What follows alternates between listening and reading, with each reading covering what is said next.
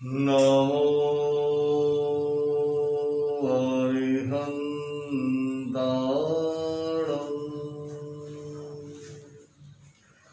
નમો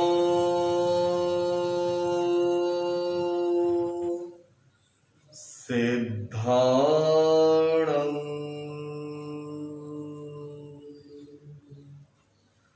નમો આયર્યાણં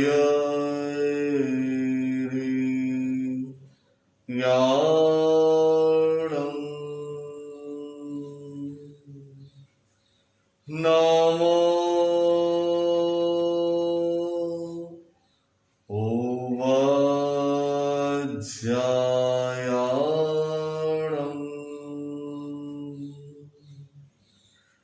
નમો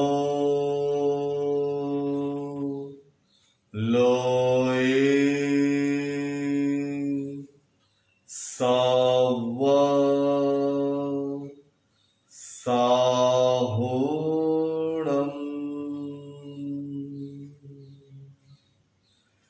એસો પંચ નમકારો serve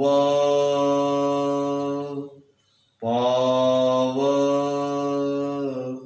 પડાસડો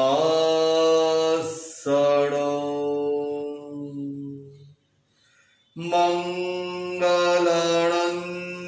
ચ સવેસિં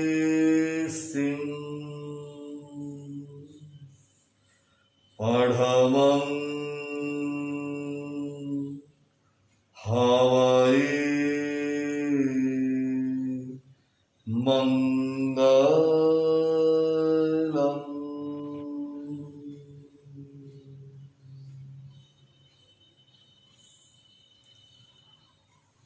પર્યુષણ મહાપર્વનો આજે 5મો દિવસ રહેલો છે. આજના દિવસે આપણા પરમ ઉપકારી શાસન પિતા શ્રમણ ભગવાન મહાવીર સ્વામીના જીવનની આપણે વાતો કરીશું. એમના સમ્યક દર્શન પ્રાપ્ત કર્યા પછીના ભાવોની પણ આપણે વાત કરીશું. પરમાત્માના ગુણો અનંત છે. એમના ગુણો ગાવા બેસીએ તો આપણે હજારો જીભ પણ ઓછી પડે એવા એમના ગુણો રહેલા છે. છતાં પણ જેમને પરમાત્માના ગુણો ગાવા છે એ ગમે તેમ કરીને પણ પરમાત્માના ગુણોનું સ્મરણ અવશ્ય કરે છે. તો એવી સુંદર મજાની સ્તુતિ જે આપણે ત્યાં આજથી 25-50 વર્ષ ના સમય એ સ્તુતિ વધુમાં વધુ ગવાતી હતી. ત્યાર પછી આઠમ અને પાંખીના ગવડાવવા લાગી અને આ પરિવર્તનના સમયની અંદર હવે ભાગ્યે જ એ સ્તુતિ સાંભળવા માટે મળે છે. આ સુંદર મજાની ભવ્ય સ્તુતિ જેના એક એક શબ્દની અંદર પરમાત્માના ગુણોનું વર્ણન છે અને એ વર્ણન સાંભળતા સાંભળતા જગન્ય રસ ઉપજે તો કર્મની ક્રોડો ખપી જાય અને ઉત્કૃષ્ટ રસ ઉપજે તો તીર્થંકર નામ કર્મ ઉપાર્જન થાય. તો આવી સુંદર મજાનું સ્તુતિનું આપણે સ્મરણ કરીશું તમારા બધાના બંને હાથ જોડેલા, આંખો બને તેટલી બંધ રાખી અને તમારું મન એ માત્ર શબ્દોને સાંભળવા તરફ એકાગ્ર કરો. એક પણ શબ્દ સાંભળ્યા વિનાનો જાય નહીં. આવી આ સુંદર મજાની સ્તુતિ રહેલી છે. તો એ સ્તુતિનું શ્રવણ ભાવથી, ઉત્સાહથી અને ઉલ્લાસથી આપણે કરીશું. હવે આંખને સ્મરણ કરીએ, ભજન કરીએ, સ્તવન કરીએ. શ્રી શ્રી શ્રમણ ભગવંત, શ્રી શ્રી મહાવીર દેવ, દેવાધિદેવ, પરમ તારો, પરમ વારો, દયાનિધિ, કરુણાકર સાગર, ભાનુભાસ્કર, જીવ દયા પ્રતિપાલ, કર્મ શત્રુના કાલ, મહામહાણ, મહાગોપાલ, પરમ નિર્યામિક, પરમ વૈદ્ય, પરમ ગારુડી, પરમ સનાતન, અનાથના નાથ, અશરણના શરણ, બંધવના બંધવ, ભાંગ્યાના ભેરુ સમાન, સંત ઉદ્ધારણ, શિવ સુખ કારણ, રાજરાજેશ્વર પુરુષ, સુપાત્ર પુરુષ, નિર્મલ પુરુષ, નિષ્કલંકી પુરુષ, નિર્વિકારી પુરુષ, નિર્મોહી પુરુષ, ઈચ્છા નિરોધસ તપસ્વી પુરુષ, 34 અતિશય કરીને બિરાજમાન, 35 પ્રકારની સત્ય વચન વાણીના ગુણે કરી સહિત, 1000 અષ્ટોત્તમ લક્ષણા ધરણહાર, શ્રી શ્રી શ્રીતાર્થ નંદન, ત્રિભુજગ વંદન, અગમલ વંજન, ભવભય વંજન, હરિદલ ગંજન, પાપ દુઃખ નિકંદન, દયાએ ક્ષમાએ કરીને, શીતલ શીતલ શીતલ ચંદન, દીન દયાલ, પરમ મયાલ, પરમ કૃપાલ, પરમ પવિત્ર, પરમ સજ્જન, પરમ મિત્ર, પરમ વાલેશ્વરી, પરમ હિતિચ્છુક, પરમ આધાર, સફરી જાજ સમાન, જગત ત્રાતા, જગત માતા, જગત ભ્રાતા, જગત જીવન, જગત મોહન, જગત સોહન, જગત પાવન, જગત ભાવન, જગત જગદીશ્વર, વીર ધીર ગંભીર, જગત ઇષ્ટ, જગત મિષ્ટ, જગત શિષ્ટ, જગત વિભો પ્રભુ, જગત મુગટ, જગત પ્રગટ, જગત નંદન, 14 રાજલોકને વિશે, ચૂડામણી મુગટ સમાન, ભવ્ય હૃદયના 9 સરાહાર સમાન, સિયલ પુંજ, જગત શિરોમણી, જગત તિલક, સમો શરણના સાહેબ, સરસ્વતીના તરંગ, ધણધર ગુરુરાજ, ચકાયના નાયક, ગરીબના નવાજનહાર, મોહન ઘરન, વાણી પદ્મ સરોવર સમાન, સાધુના સેહર, લોકના અગ્રેસર, અલોકના સાધન હાર, ત્રાસિતના શરણાગત, મોક્ષના દારેશ્વરી, ભવ્ય જીવોના લોચના, સંતોષના મેરુ સમાન, સુયસના કોમલ, સુખના સમુદ્ર, ગુણના હંસ, શબ્દ કેસરી, જમના જીતણહાર, કાલના ભક્ષણહાર, મન્મથ અંકુશ, મનોજના કલ્પવૃક્ષ સમાન, સમદ્રષ્ટિના માતા પિતા સમાન, ચતુર્વિધ સંગના ગોપાલ સમાન, ધરતી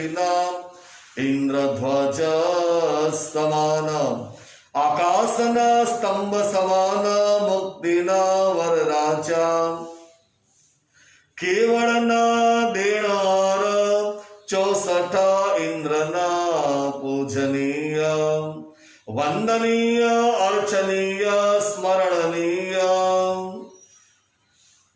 एवा दीनो धारक दीनाधार सब देवन को देव सर्व मुनीना नाथ सर्व योगिना ठाकर पुरुष तरण तारण दुख निवारण अगम धारण भव दुख भंजन कर्म निकंदन समान समताना सिंधु दयाना आगर गुणना ठाकर पुरुष तरण तारण दुख निवारण अमोघ धारण भव दुख भंजन कर्म निकंदन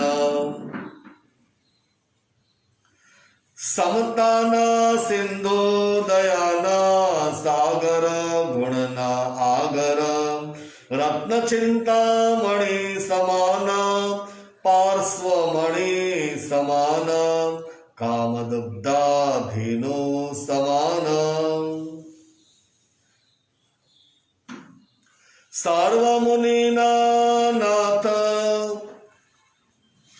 इंद्रध्वज समान मुक्तिना वरराजा केवलना देणदार 64 इंद्र पूजनीय वंदनीय अर्चनीय स्मरणनीय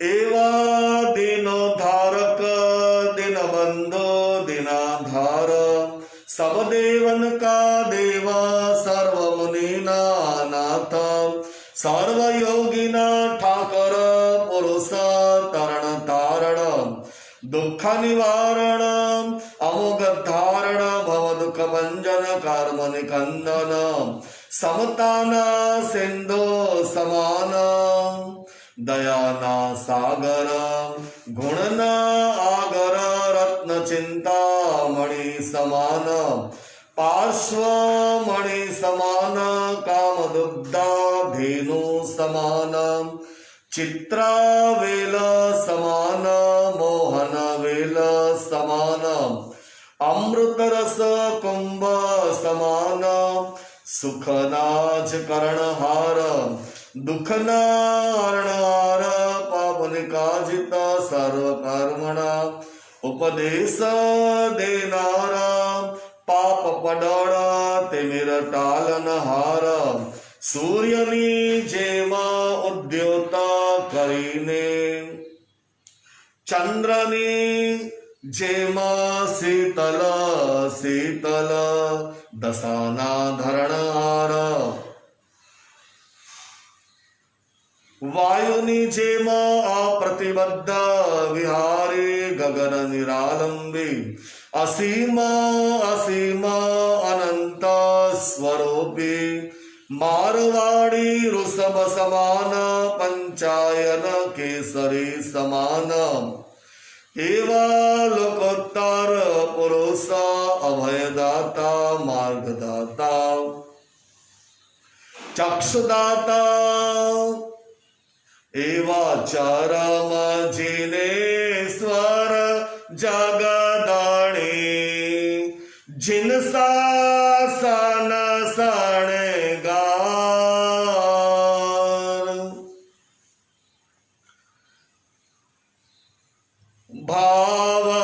भावधारीने समरता पामी भव पार एवा तत्वानंदे तत्वविस्रवे अनंत ज्ञान ना धरणार अनंत दर्शन ना धरणार अनंत चारित्र ना धरणार अनंत वीर्य ना धरणार अनंत अनंत अव्याबाधात्मिक सुख ना धरणार સફલ નામને સકલ ગોત્રના કર્ણહાર માહણો માહણો શબ્દના પ્રકાશનહાર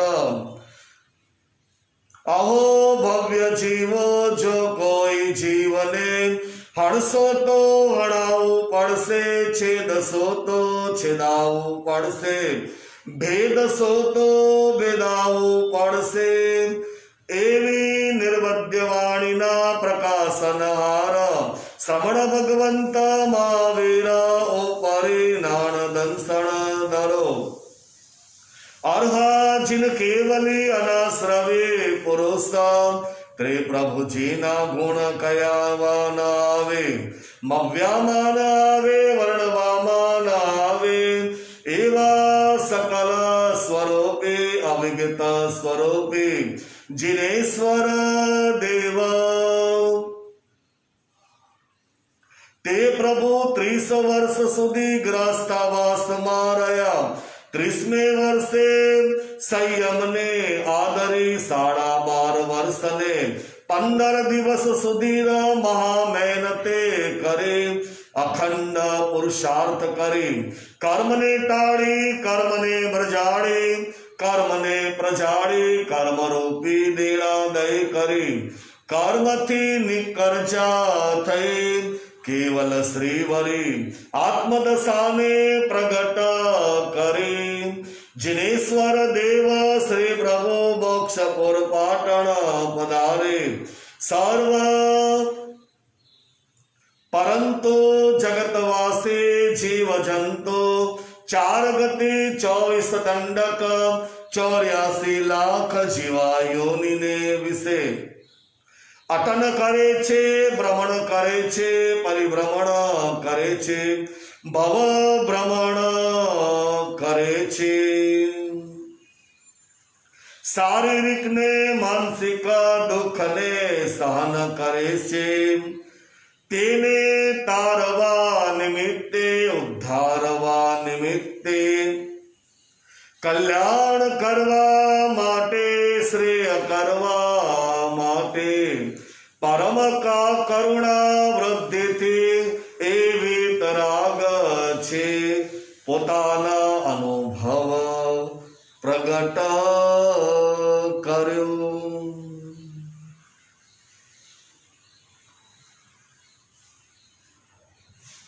તો આ પરમાત્માની સુંદર મજાની આ ગુણસ્તુતિ જેના એક એક શબ્દની અંદર ખૂબ સુંદર મજાના ભાવો રહેલા છે અને સાથે સાથે પરમાત્માના વિરાટ જીવનનું દર્શન કેવું છે એની પણ સુંદર મજાની વાત આ સ્તુતિમાં આવી જાય છે.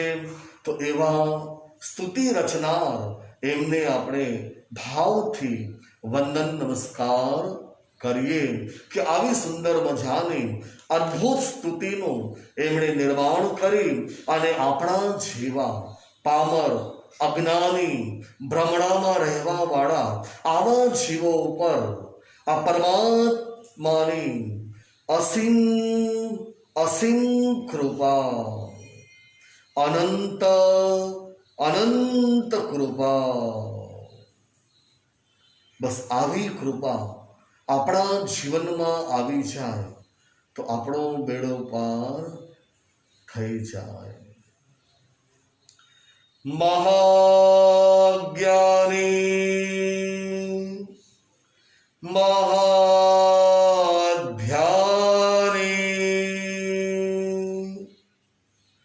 મહાયોગી મહાપુરુષ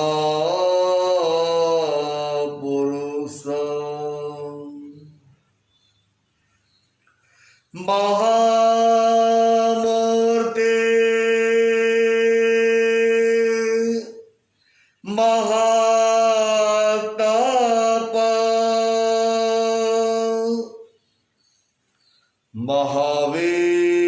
મહાવીરાય નમો નમઃ. મહાવીર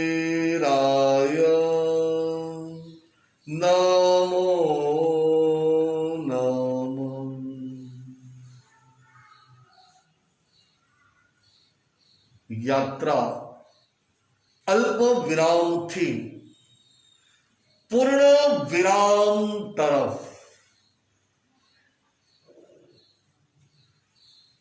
તો આ પરમાત્માની યાત્રા એ કેવી હતી? અલ્પ વિરામથી પૂર્ણ વિરામ તરફ. અને આપણી યાત્રા અલ્પ વિરામથી પૂર્ણ વિરામ તરફ કે અલ્પ વિરામથી પ્રારંભ તરફ? તો આપણી યાત્રા અલ્પ વિરામમાં છે. જ્યાં સુધી તમે અલ્પ વિરામમાંથી બહાર નહીં આવો ત્યાં સુધી તમે પૂર્ણ વિરામ તરફ પગલા નહીં ધરી શકો. આપણો અનંત કાળ અલ્પ વિરામમાં પસાર થયો અને હજુ પણ કેટલો સમય જશે કાંઈ જ ખબર નથી. તો આપણી યાત્રા આપણે ક્યાં લઈ જવી છે? પૂર્ણ વિરામ તરફ. અલ્પ વિરામમાંથી નીકળી અને પૂર્ણ વિરામ તરફના પગલા. અને એના માટે જો આપણા જીવનની અંદર આપણી પોઝિટિવ શક્તિને વધારનારું હોય, આપણામાં એનર્જીનો પાવર પૂરનારું હોય, આપણા સંસ્કારોને જગાડનારું હોય, આપણા આત્માની દિવ્ય અનુભૂતિ કરાવનારું હોય, તો એ છે આપણા શ્રમણ ભગવાન મહાવીર સ્વામી.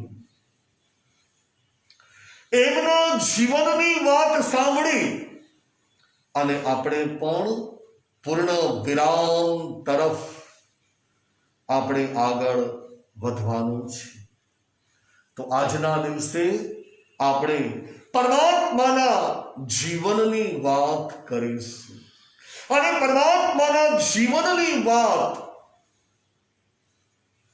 તમારે સાંભળવી છે તો તમારે ભૂતકાળમાં જવું પડશે. સાંભળવાનું છે ભૂતકાળનું અને અનુભવ કરવો છે વર્તમાન કાળમાં. તો આપણે ભૂતકાળમાં જઈએ છીએ. કયો ભૂતકાળ હશે કોને ખબર, પણ એ જીવનનો પ્રારંભ ખૂબ સુંદર મજાની ભવ્ય ભાવના દ્વારા એમના જીવનના નવમંડાણ થયા.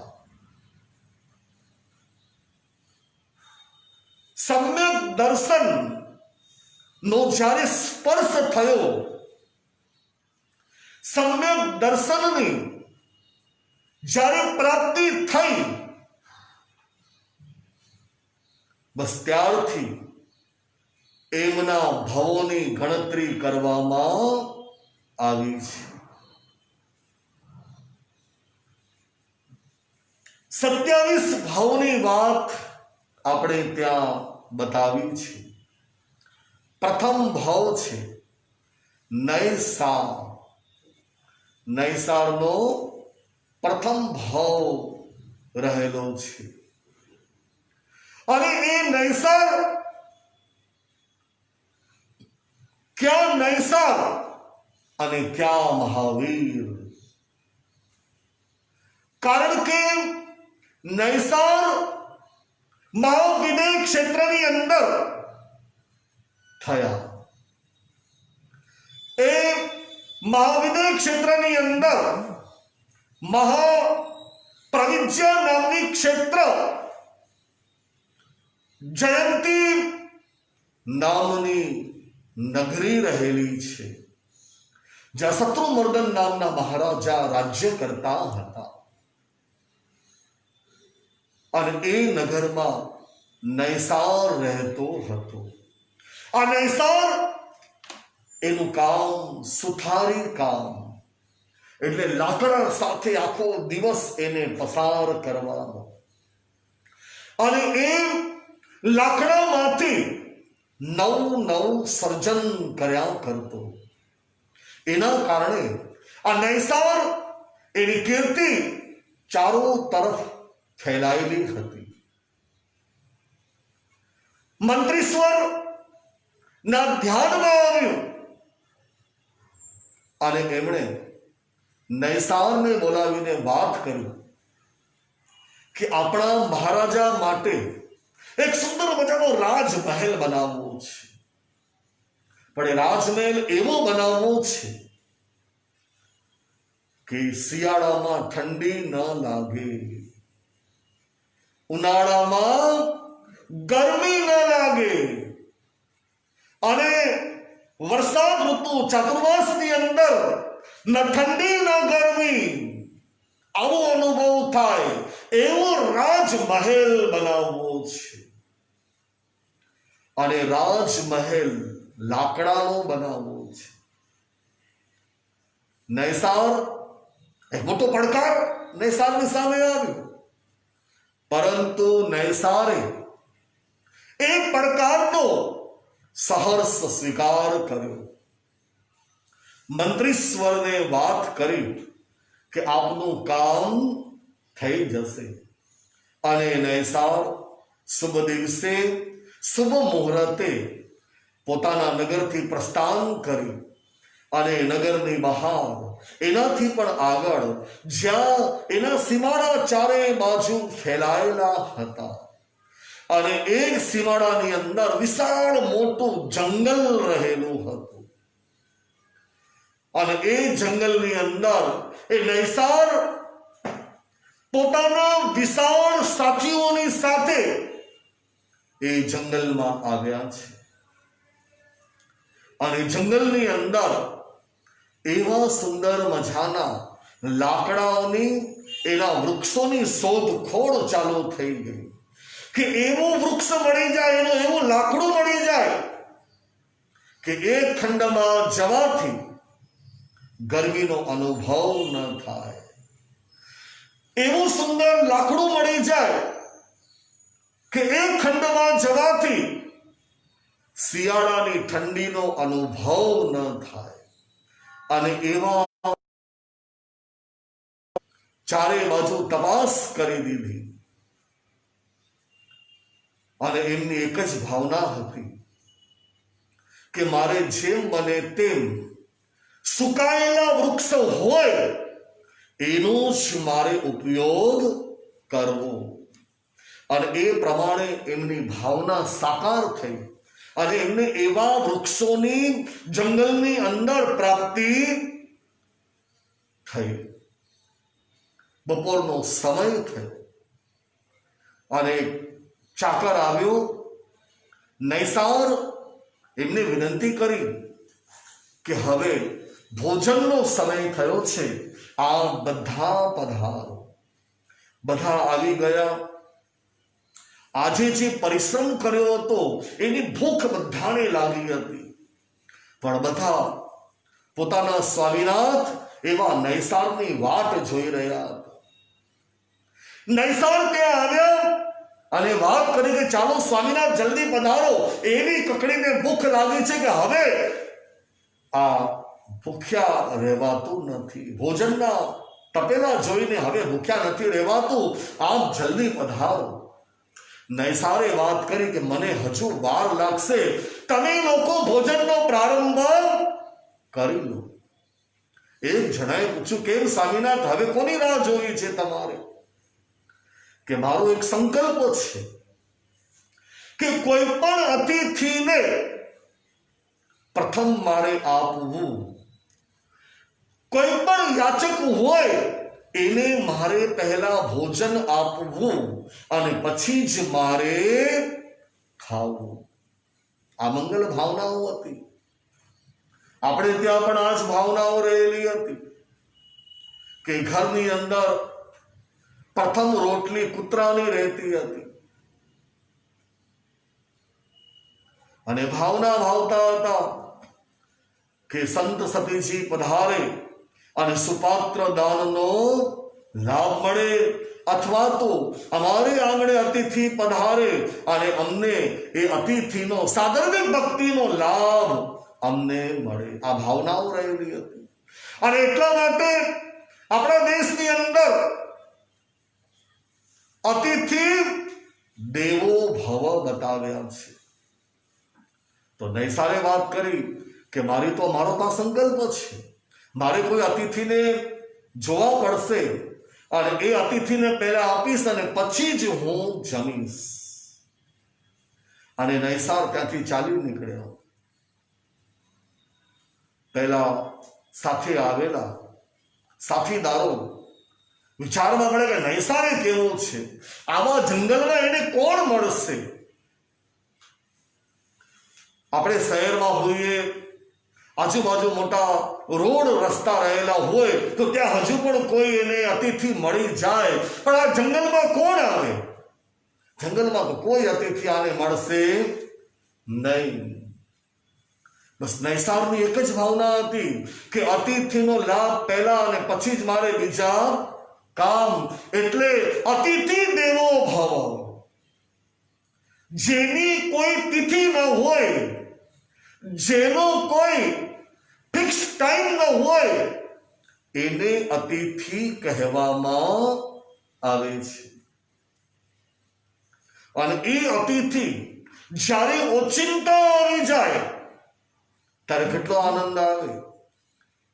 તમારો દીકરો અમેરિકા ભણતો હોય અને એકદમ વહેલી પરોઢે તમારા ઘરની ડોર બેલ વાગી જાય, 5 વાગ્યામાં ડોર બેલ વાગી હોય અને તમે નવાઈ લાગે કે અત્યારે આટલી વહેલી આ ડોર બેલ કેમ વાગી હશે, અને જ્યાં તમે દરવાજો ખોલીને જુઓ છો અને ત્યાં સામે તમારા પુત્રને જોઈ અને તમારી બંને આંખો કેટલી પહોળી થઈ જાય છે.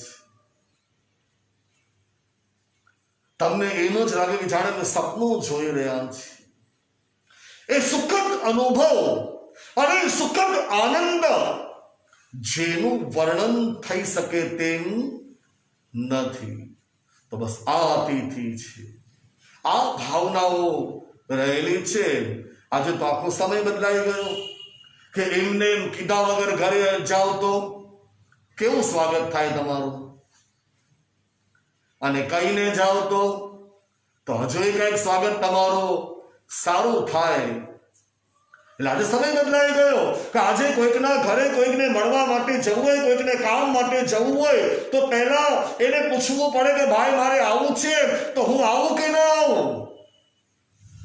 અને ઓચિંતા જો તમે એના ઘરે પહોંચી ગયા હો તો એ તમને અતિથિ ન દેખાય, એ તમને અતિથિ ભવ ન દેખાય.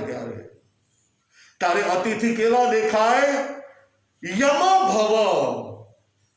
એ અતિથિ કેવા લાગે ત્યારે? યમરાજ જેવા લાગે, એમને હાલે આવે. તો આપણા દેશની ભાવના છે અતિથિ દેવો ભવ, કે બસ મારે કોઈને ખવડાવવું છે અને પછી જ મારે ખાવું છે.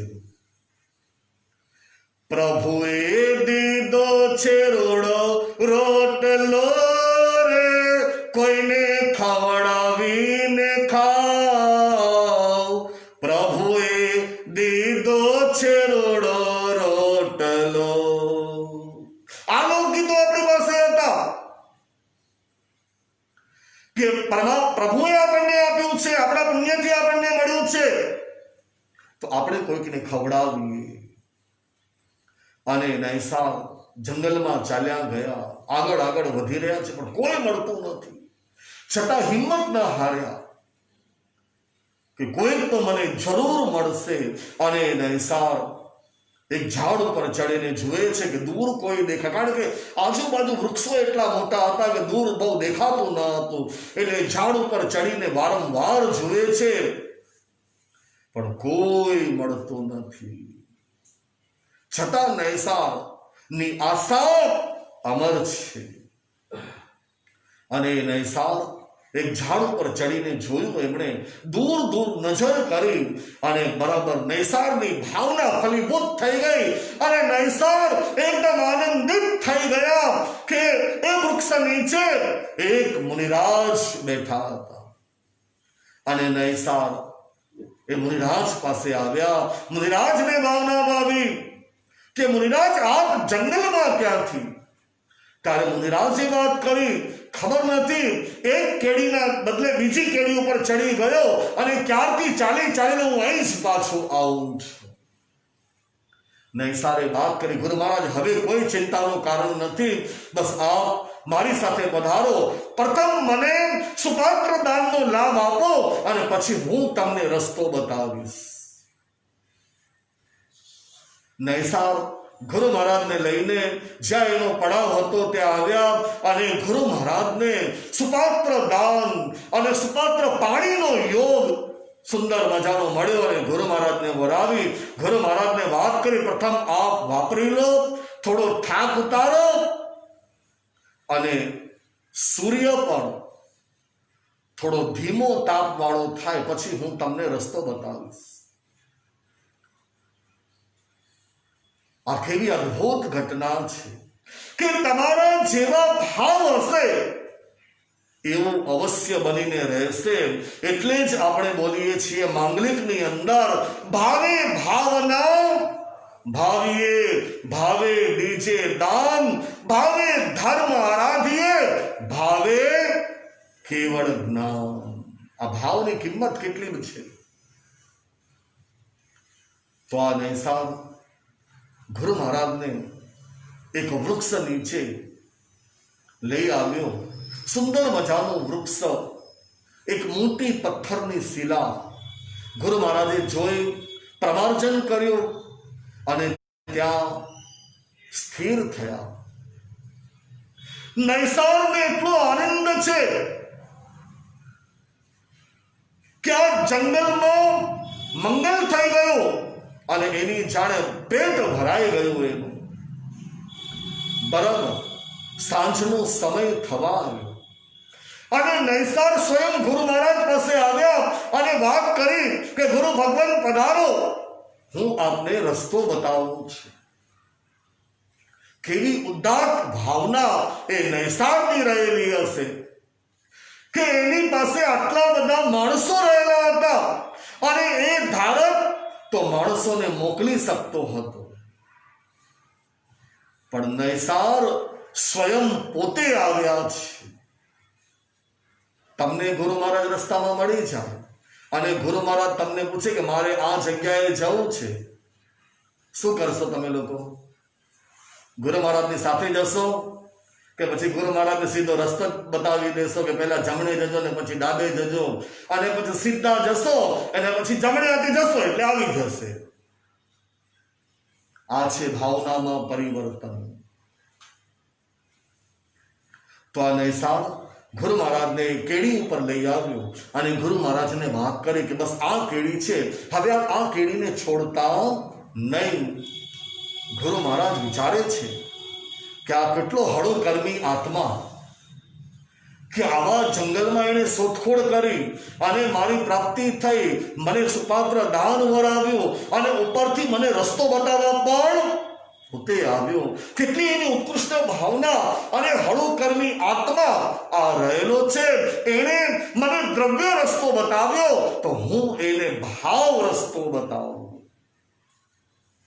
અને ગુરુ મહારાજે એને ભાવ રસ્તો એટલે કે તત્વ જ્ઞાનની વાત કરી અને નૈસાર એમણે તત્વ જ્ઞાન સાંભળી અને ગુરુ મહારાજને વાત કરી, ગુરુ મહારાજ તમે જે કહ્યું છે એ જ સાચું છે. અને એ સમયે એના ભાવમાં એવી ભરતી સુંદર મજાની આવી અને એ નૈસાર એમણે સમ્યક દર્શનની પ્રાપ્તિ કરી અને એક અનેરા આનંદનો અનુભવ કર્યો અને ગુરુ મહારાજના શબ્દો એના હૃદયની અંદર શિલા લેખની જેમ કોતરાઈ ગયા.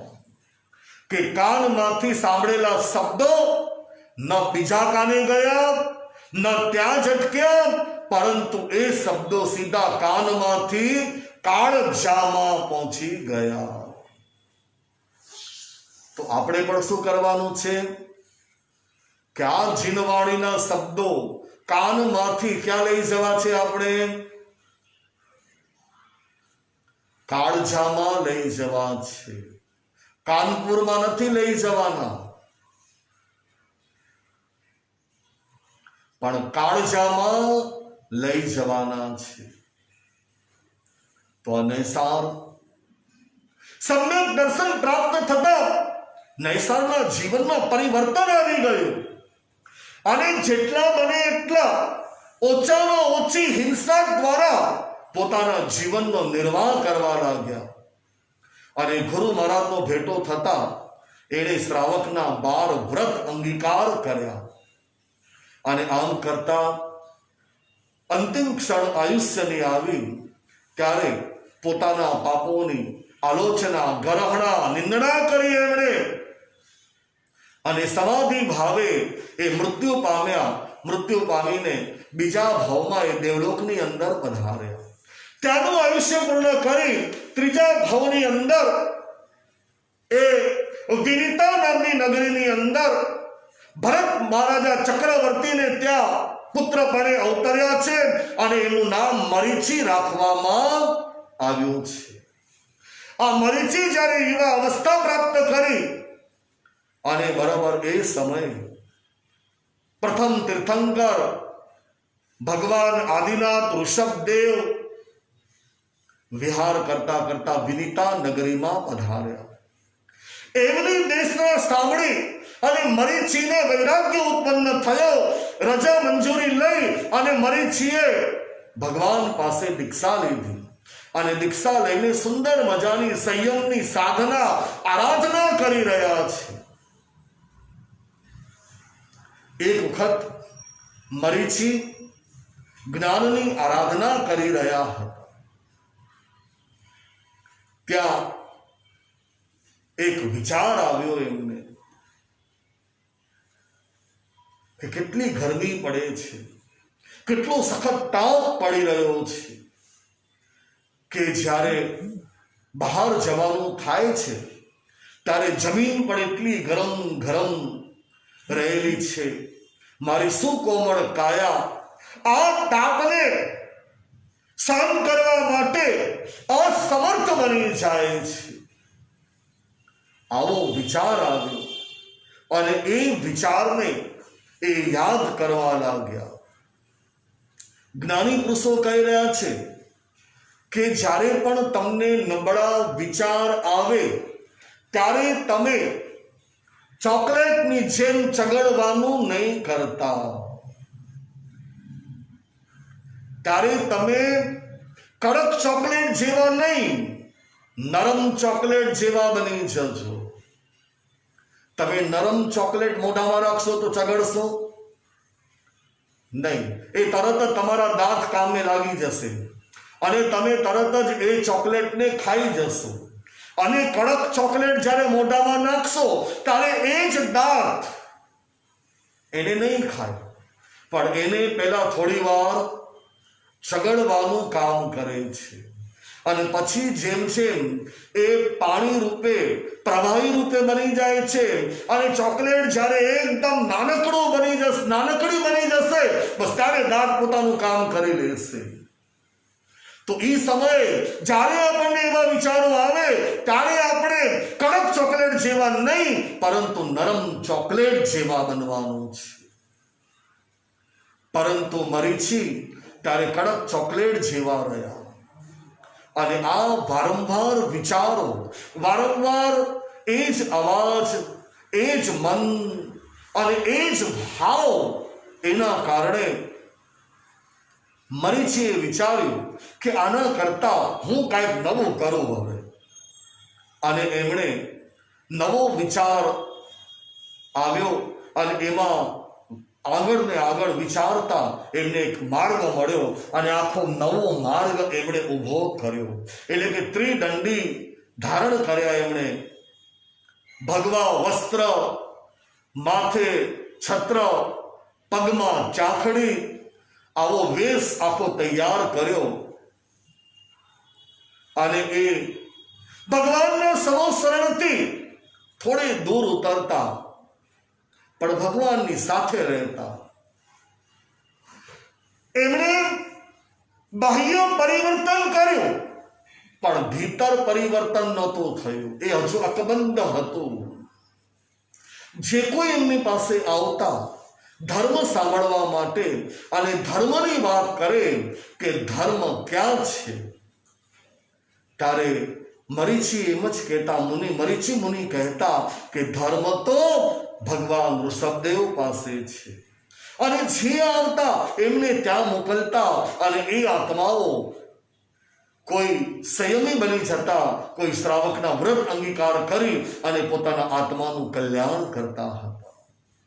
દિવસ ઉપર દિવસ, મહિના ઉપર મહિના અને વર્ષ ઉપર વર્ષ વીતવા લાગ્યા. મરીચી પાસે એક વખત કપિલ નામનો બ્રાહ્મણ આવ્યો અને એણે વાત કરી કે ધર્મ ક્યાં છે. ત્યારે એમણે પૂર્વવત કહ્યું. ત્યારે કપિલે વાત કરી કે શું તમારી પાસે ધર્મ નથી? આ કપિલના વાક્યએ મરીચીને મનમાં ખળભળાટ મચાવી લીધો અને મરીચીના મોઢામાંથી શબ્દો નીકળ્યા, અતો ધર્મ તતો ધર્મ. ધર્મ ત્યાં પણ છે અને ધર્મ અહીં પણ છે. આ વાત કરી અને એમણે કપિલને શિષ્યના સ્વરૂપમાં સ્વીકાર કર્યો.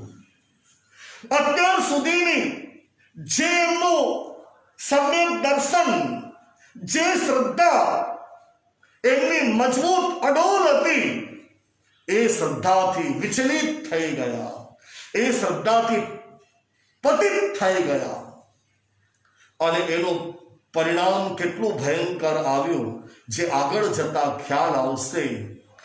પરમાત્માએ વાત કરી છે કે ચારિત્રથી કદાચ પણ ભ્રષ્ટ થાય તો હજુ એને એટલું નુકસાન નથી, પરંતુ દર્શન ભટ્ટો સો સૌ ભટ્ટો. જે દર્શનથી ભ્રષ્ટ થયા એ બધાથી ભ્રષ્ટ થઈ ગયા. અને આ મરીચી અંતિમ સમયે આલોચના, નિંદના, ઘરણા કરવી જોઈએ એવું કાંઈ કરી ન શક્યા અને એ મૃત્યુ પામ્યા. મૃત્યુ પામીને જે પૂર્વે સંયમની આરાધના કરી હતી એના ફલ સ્વરૂપે એ દેવલોકની અંદર પધાર્યા અને દેવલોકનું આયુષ્ય પૂર્ણ કરીને એ 5મા ભાવમાં કૌશિક બ્રાહ્મણ, 6ઠ્ઠા ભાવમાં દેવલોક, 7મા ભાવમાં પુષ્પમિત્ર, 8મા ભાવમાં સૌધર્મ દેવલોક, 9મા ભાવમાં અગ્નિદ્યોત બ્રાહ્મણ, 10મા ભાવમાં ઈશાન દેવલોક, 11મા ભાવમાં અગ્નિભૂતિ બ્રાહ્મણ, 12મા ભાવમાં શરદકુમાર દેવલોક, 13મા ભાવમાં ભારદ્વાજ નામના બ્રાહ્મણ, 14મા ભાવમાં મહેન્દ્ર દેવલોક, 15મા ભાવમાં સ્થાવર બ્રાહ્મણ, 16મા ભાવમાં દેવલોક. આ પરંપરા ચાલુ રહી. એક ભાવ બ્રાહ્મણનો, એક ભાવ દેવનો, બ્રાહ્મણ અને દેવ, બ્રાહ્મણ અને દેવ બસ એમને મળવા લાગ્યા. ક્ષત્રિય કુળમાં એમનો જન્મ ન થયો. આ ઉત્સુક્ર તરૂપણા કર્યું. આ એનું ફળ. અને સાથે સાથે એમણે મદ કર્યો. જ્યારે ભરત ચક્રવર્તી ભગવાનના દર્શન માટે ગયા અને એમણે વાત કરી કે પ્રભુ આપના સમોશરણમાં એવો કોઈ ભવ્ય આત્મા છે કે આપની જેમ આ અવસરપીણી કાળમાં તીર્થંકર બની શકે? ત્યારે ભગવાને વાત કરી કે હા ભરત, એવો ભવ્ય આત્મા આ મારા સમોશરણની નજદીકમાં છે. કે કોણ છે? કે મરીચી છે. આ મરીચી અવસરપીણી કાળના અંતિમ તીર્થંકર 24મા તરીકે એ મરીચી બનશે, જન્મ લેશે. ભરત મહારાજા ભગવાનની વાત સાંભળી મરીચી પાસે આવ્યા અને મરીચીને વંદન નમસ્કાર કર્યા. મરીચીને વાત કરી કે આ તમારા બાહ્ય વેશને હું વંદન નથી કરતો, પણ તમારા સુંદર મજાના ભવિષ્યને વંદન કરું છું. કે તમે આગળ જતા ભવિષ્યમાં વાસુદેવની પદવી પ્રાપ્ત કરશો, ચક્રવર્તીની પદવી પ્રાપ્ત કરશો અને તીર્થંકરની પદવી તમે પ્રાપ્ત કરશો. એને હું એ તમારા આત્માને ભાવથી વંદન કરું છું. જ્યારે ભરત મહારાજા ગયા ત્યારે મરીચી એટલા આનંદમાં આવ્યા, એવા આનંદમાં આવ્યા અને એ એકદમ હર્ષ ઉલ્લાસિત થઈ ગયા કે ધન્ય છે અમારા કુળને કે મારા દાદા ઋષભદેવ પ્રથમ તીર્થંકર, મારા પિતા ભરત પ્રથમ ચક્રવર્તી અને હું ભવિષ્યમાં વાસુદેવ ચક્રવર્તી અને તીર્થંકર પદને હું પ્રાપ્ત કરીશ. અને એમણે ત્યારે કુળનો મદ કર્યો, અભિમાન કર્યું, ગૌરવ કર્યું. એમણે ગૌરવ લેવું અલગ વાત છે અને ગાળો થવું એ અલગ વાત છે. જૈન કુળમાં જન્મ મળ્યો છે, ઉચ્ચ કુળમાં જન્મ મળ્યો છે, એનું ગૌરવ લો, પણ તમારાથી હીન કુલ તરફ તમે ક્યારેય પણ મોઢું બગાડતા નહીં, તમે ક્યારેય પણ એના તરફ દુગંચા કરતા નહીં. આજે એનો નંબર છે, કાલે તમારો નંબર પણ હોઈ શકે. તો 17મા ભાવની અંદર જે કર્મ બાંધ્યું હતું એ કર્મનો ક્ષય થયો અને પરિવર્તનની યાત્રા ફરી શરૂ થઈ. રાજગૃહી નગરી વિશ્વનંદી મહારાજા વિશાખા નંદી અને વિશ્વભૂતિ, આ વિશ્વભૂતિના માતા પિતા ગુજરી ગયા. એટલે એ વિશ્વનંદી જે એમના કાકા મહારાજ થતા હતા એ ત્યાં રહી ગયા. બંને સરખા યુવાનો સમવયના રહ્યા, ધીમે ધીમે યુવા અવસ્થા પ્રાપ્ત કરી અને મુક્તપણે 72 કળામાં નિપુણ થઈને વિહરી રહ્યા હતા. સુંદર મજાનું ઉદ્યાન હતું અને એ ઉદ્યાનની અંદર જે સૌથી પ્રથમ જાય એને જેટલો સમય રહેવું હોય ત્યાં રહી શકે, બીજા કોઈને પછી અંદર જવા મળતું ન હતું. તો આ ઉદ્યાનના મોટા ભાગે વિશ્વભૂતિ જ રહેતા હતા. વિશાખા નંદીને જલ્દી એ ઉદ્યાનમાં જવા માટે યોગ પ્રાપ્ત થતો ન હતો અને એ વિશાખા નંદી એમના માતાજી મહારાણી દાસીએ એમને આવીને વાત કરી કે તમે મહારાણી, તમે રાજમાતા, શું કામના તમારો પુત્ર એને ઉદ્યાનમાં પ્રવેશ ન મળે અને જ્યારે જુઓ ત્યારે વિશ્વભૂતિ અંદર પડ્યો પાથર્યો રહે છે. આ વારંવાર શબ્દો સાંભળી અને મહારાણીના મન ઉપર એક ઘેરી અસર થઈ ગઈ. મહારાણી ખંડમાં બેસી ગયા. મહારાજા રાજકાજનું કાર્ય પતાવી અને મહારાણીના મહેલમાં આવ્યા છે. દાસીઓને પૂછ્યું કે મહારાણી ક્યાં છે? ક્યાં મળ્યા જ નહીં મહારાણી. મહારાજા પોતે ખંડમાં અલગ અલગ ખંડોમાં જવા લાગ્યા, ક્યાંય મહારાણી મળ્યા નહીં. અને બરાબર મહારાજાનો એક ખંડ પાસે પહોંચે ને પગ અટકી ગયા. નવાઈ લાગી મહારાજાને કે મહારાણી આ ખંડમાં કેમ આવ્યા? મહારાજાએ દરવાજો ખોલ્યો, અંદર આવ્યા, જોયું તો મહારાણી બેઠા હતા, વાળ છૂટા હતા, મોઢા ઉપર શોક મગ્નતા છવાઈ ગઈ હતી. મહારાજાએ પૂછ્યું, અરે મહારાણી, આપની આવી દશા કોણે કર્યું? શું કોઈએ તમને કડવા શબ્દો કહ્યા? કોઈએ તમારું અપમાન કર્યું? કોઈએ તમને અપશબ્દો કહ્યા કે તમારે આ ભવનમાં આવવું પડ્યું? ત્યારે મહારાણીએ વાત કરી, કોઈએ મને કાંઈ નથી કહ્યું, પણ મારો દીકરો એને ઉદ્યાનમાં જવા ન મળે અને પેલો વિશ્વભૂતિ ઉદ્યાનમાં પડ્યો રે એ મને બિલકુલ પસંદ નથી. મહારાજાએ સમજાવ્યું કે બંને એ પણ આપણો દીકરો જ છે, એ રહે કે આપણો દીકરો રહે, બંને એક જ છે.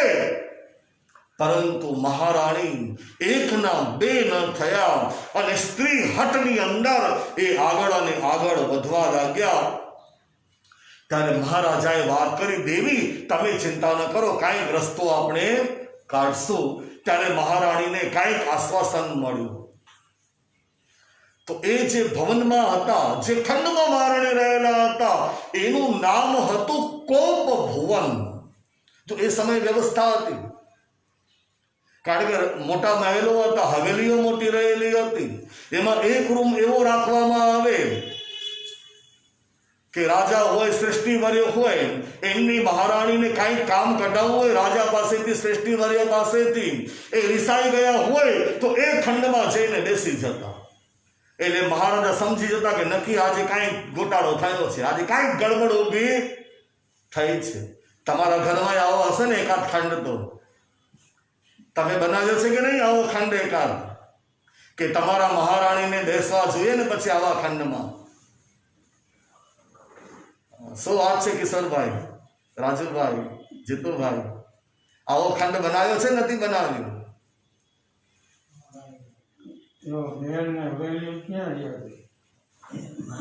હવે તો આખો ઘર જ કેવું છે, કોપ ભુવન છે.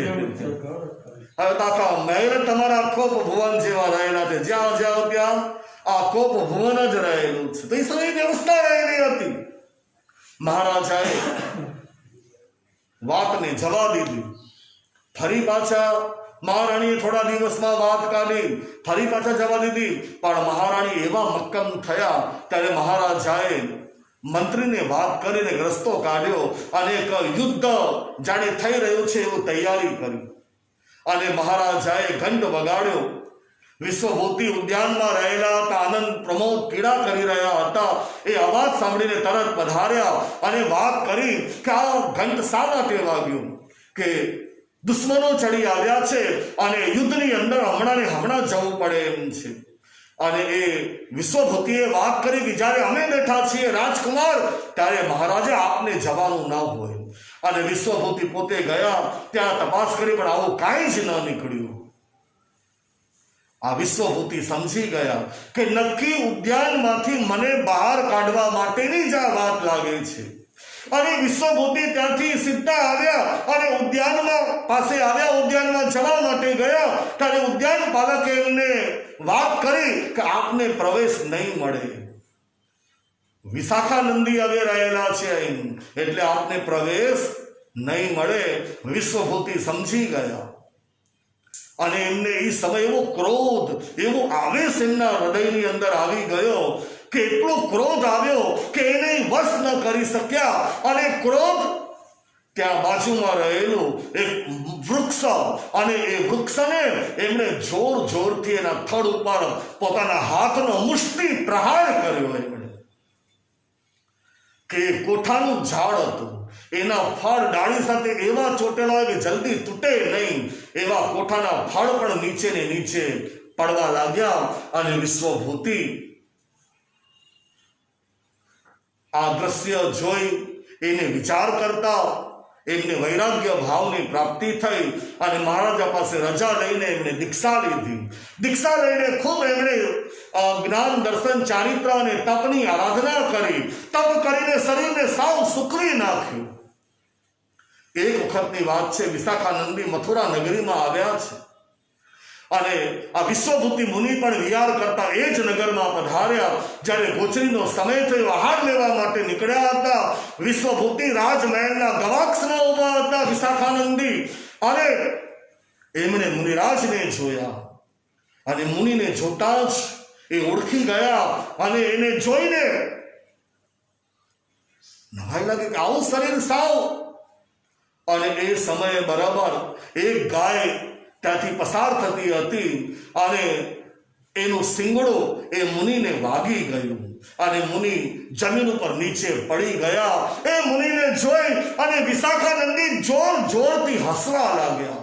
ક્યાંય બળ અને ક્યાં અત્યારે હે વિશ્વભૂતિ તારું બળ ક્યાં ગયું? વિશ્વભૂતિ ઓળખી ગયા કે આ વિશાખાનંદી હજુ પણ મારો પીછો છોડતો નથી. એને હમણાં બતાવી દઉં કે મારું શરીર ભલે કૃશ થયું છે પણ મારા આત્માની શક્તિ એ જરા પણ ઓછી નથી થઈ. અને પેલી બાજુમાં રહેલી ગાય ત્યાં પહોંચી ગયા. એ ગાયને પોતાના બંને હાથે એના શિંગડા પકડી લીધા અને ગાયને જોર જોરથી ગોળ ગોળ ફેરવી અને આકાશમાં ઉછાળી દીધી અને એમણે નિયાળું કર્યું અને આયુષ્ય પૂર્ણ કરી જે સંયમની એમણે આરાધના કરી હતી એના કારણે એ મહાશુક્ર નામના દેવલોકમાં ગયા. 1819 ભાવની અંદર પોતનપુર નગરમાં પ્રજાપતિ નામના મહારાજા મૃગાવતી નામે મહારાણી રહેલા હતા. એમની કુક્ષીએ એમણે પુત્રરત્ન તરીકે એમણે જન્મ લીધો. 72 કળામાં નિપુણ થયા. યુવા અવસ્થા પ્રાપ્ત થઈ અને માતાએ સપનો જોયા હતા. એના અનુસાર એ વાસુદેવ તરીકે બન્યા છે. 3 ખંડના અધિપતિ એ બન્યા છે. એક વખતની વાત છે. એ વાસુદેવ રાત્રિનો સમય અને આરામ કરવા માટે સુવા માટે પોતાના શયન કક્ષમાં આવ્યા અને એ સમયે સુંદર મજાનું સંગીત ચાલુ હતું.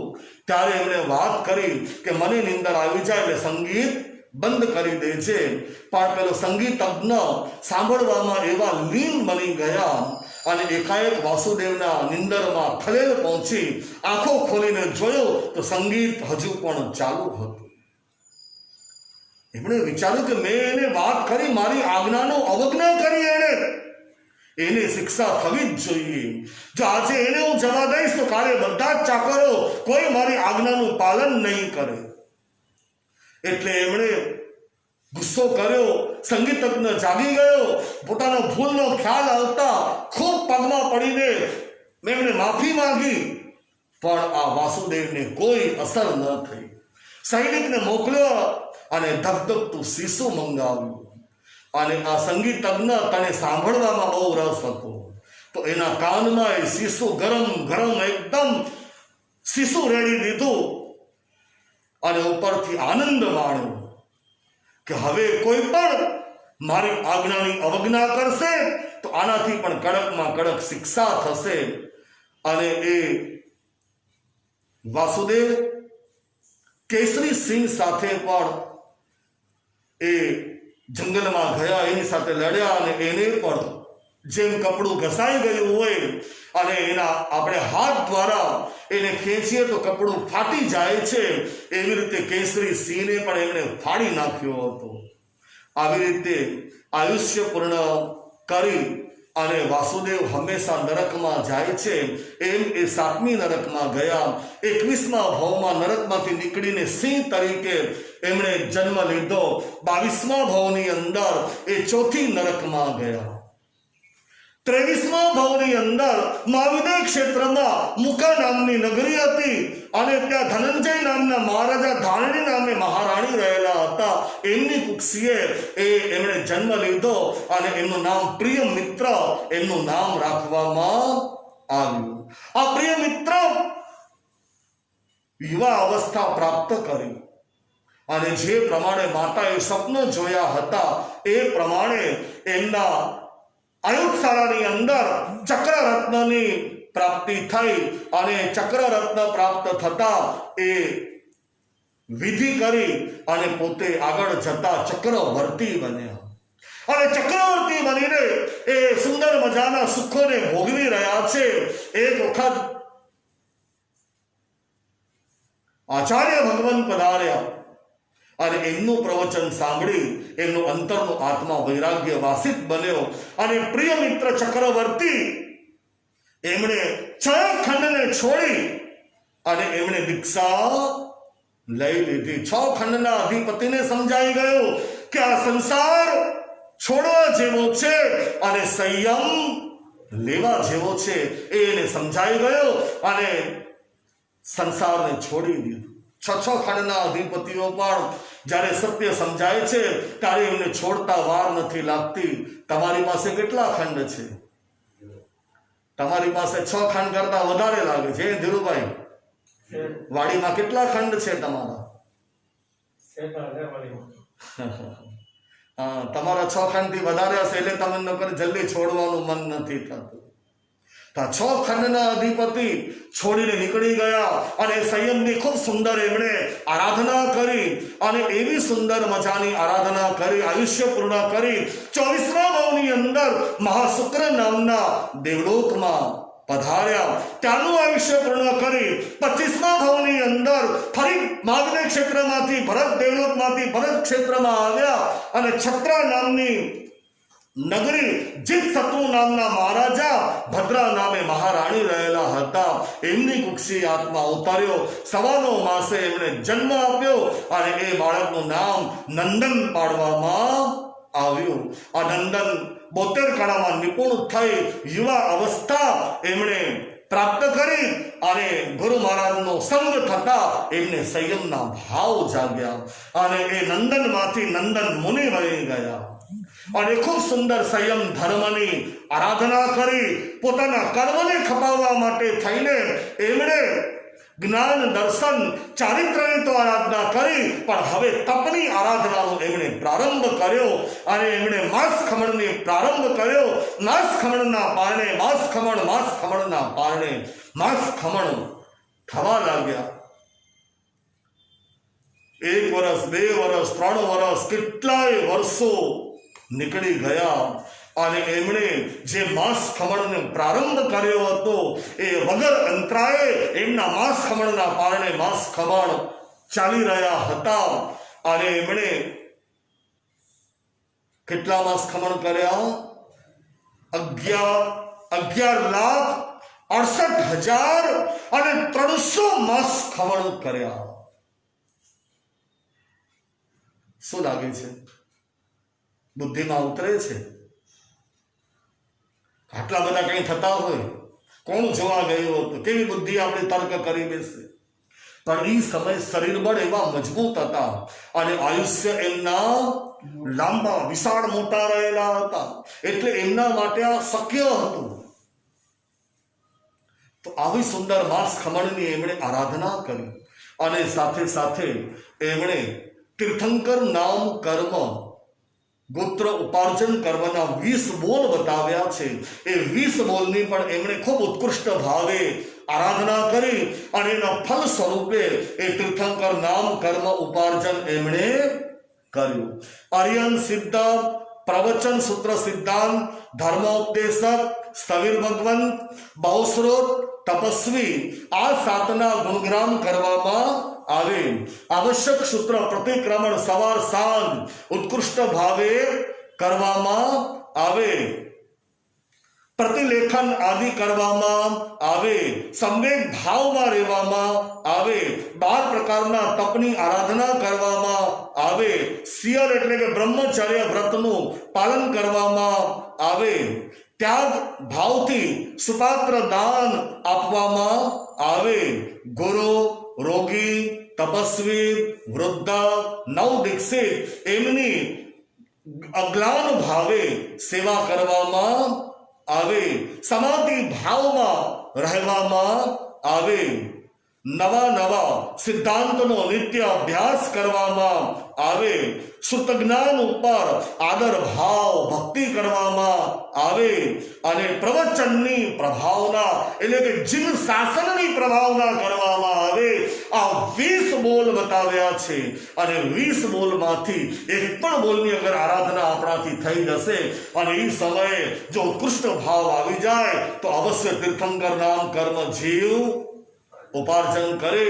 એટલા માટે આપણે જગન્ય ભાવમાંથી ઉત્કૃષ્ટ ભાવ તરફ આપણે આગળ જવાનું છે એ આયુષ્ય પૂર્ણ કરી અને 26મા ભાવની અંદર પ્રણત નામના દેવલોકમાં પધાર્યા અને ત્યાંનું આયુષ્ય પૂર્ણ કરી 27મા ભાવની અંદર બ્રાહ્મણ કુંડગ્રામ નામનું નગર હતું, જ્યાં ઋષભદત્ત નામના બ્રાહ્મણ રહેતા હતા, દેવાનંદા નામે માતા રહેતા હતા. એમની કુક્ષીમાં એ આત્માએ અવતરણ કર્યું અને દેવાનંદા માતાએ એ સુંદર મજાના 14 સપનાઓ એમણે જોયા. અને સવારે ઋષભદત્ત બ્રાહ્મણને વાત કરી, સ્વામિનાથ મેં આ પ્રકારના સપનો જોયા. ત્યારે એમણે વાત કરી, તમે સુંદર મજાના પુત્રને જન્મ આપશો. આમ કરતા એક દિવસ પસાર થતા થતા 82 રાત પસાર થઈ ગઈ. એટલે કે 82મો દિવસ અને ત્યાર પછી રાત્રિનો ભાગ. એ 82 રાત જ્યારે પસાર થઈ ત્યારે સકેન્દ્ર મહારાજાનું આસન ચલાયમાન થયું. એમણે અવધિ જ્ઞાનમાં જોયું કે અરે આ તો ભાવિના તીર્થંકરનો જન્મ થઈ ગયો છે, આ ગર્ભમાં આવી ગયા છે.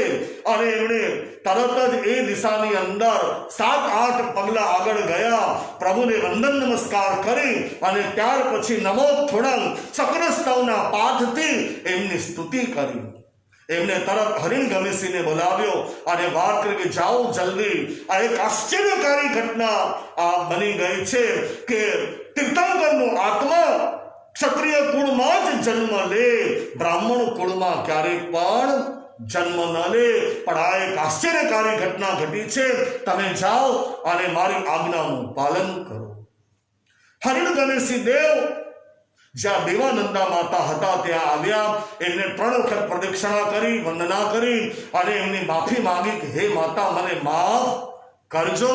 અને સૂક્ષ્મ રૂપ ધારણ કરી અને એ દેવાનંદા માતાની કુક્ષીમાં જે ગર્ભ રહેલો હતો એને લઈ અને એ ક્ષત્રિય કુંડગ્રામ નગરની અંદર જ્યાં સિદ્ધાર્થ મહારાજા રહેલા હતા, ત્રિશલા દેવી રહેલા હતા, એમને વંદન નમસ્કાર કરી અને એમની કુક્ષીની અંદર એ ગર્ભ મૂક્યો. અને ત્રિશલા માતાનો જે ગર્ભ હતો એ દેવાનંદાની કુક્ષીમાં મૂક્યો. અને ત્રિશલા માતાને 14 સુંદર મજાના સપનોની પ્રાપ્તિ થઈ. સવાર પડતા જ આવ્યા અને વાત કરી કે મેં આવા સુંદર મજાના સપનો જોયા છે. ત્યારે નિમિત્ત સિદ્ધાર્થ મહારાજાએ વાત કરી ખૂબ સુંદર મજાનું આનું ફળ છે, આપણે નિમિત્તક પાઠકોને બોલાવશું અને એ તમને સુંદર વાત કરશે. નૈમિતિક આવ્યા, એમણે સપનું જોયા, સપનાનો ગણિત માંડ્યો અને વાત કરી કે અવસરપીણી કાળના અંતિમ તીર્થંકર જે થવાના છે એ આત્મા તમારી કુક્ષી આવ્યા છે.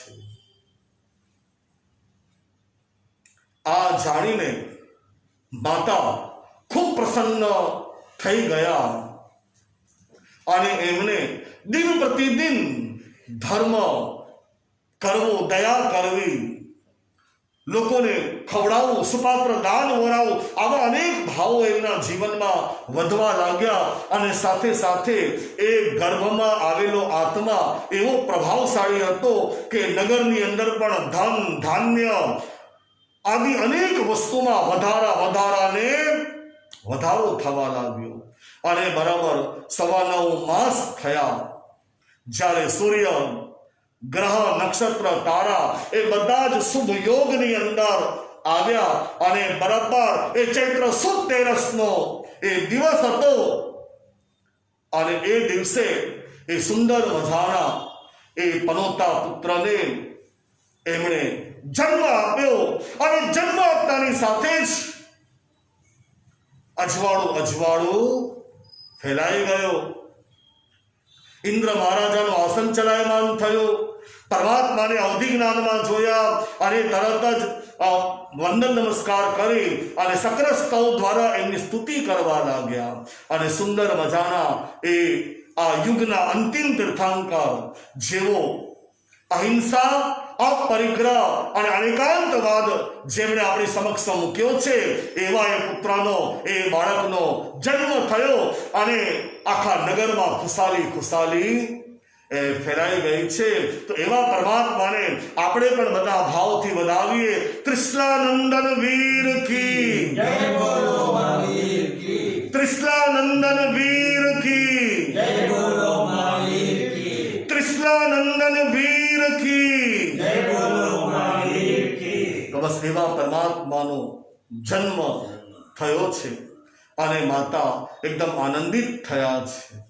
આખા નગરમાં ખુશાલી ફેલાઈ ગઈ અને સિદ્ધાર્થ મહારાજાએ જન્મ મહોત્સવ જાહેર કરી દીધો છે. ઇન્દ્ર મહારાજા આવી અને જે દેવનો ઉચિત વ્યવહાર છે કે એમનો જન્મ કલ્યાણક મહોત્સવ મેરુ પર્વત ઉપર લઈ જવામાં આવે અને ત્યાં 1008 ગળાઓથી અભિષેક એને કરવામાં આવે. એ દેવોએ પણ જે એમનો ઉચિત વ્યવહાર રહેલો છે વ્યવહાર એમણે પણ કર્યો અને આ બાળક એનું નામ વર્ધમાન રાખવામાં આવ્યું. કારણ કે દિન એના આવવાથી આખા નગરમાં ધન ધાન્ય સુખ સમૃદ્ધિ આ બધામાં શું થઈ હતી? વૃદ્ધિને વૃદ્ધિ થઈ હતી. એટલે એનું નામ વર્ધમાન રાખવામાં આવ્યું. આ વર્ધમાન કુમાર દિન 2 ગુના અને રાત 4 ગુના ઉક્તિ અનુસાર મોટા થવા લાગ્યા અને બાલ્ય અવસ્થા જ્યારે એમણે પ્રાપ્ત કરી છે એમના મિત્રોની સાથે એ રમત રમતા હતા. ભગવાન મહાવીર સ્વામીના જીવનની જે આપણે વાત કરવાના છીએ એક અદ્ભુત અને સુંદર મજાની વાત છે કે એમના જીવનની અંદર આપણે 7 પ્રકારના મોંની વાત કરીશું. આપણે 7 પ્રકારના મોં એમના જીવનમાં આપણને જોવા મળે છે એની આપણે વાત કરીશું.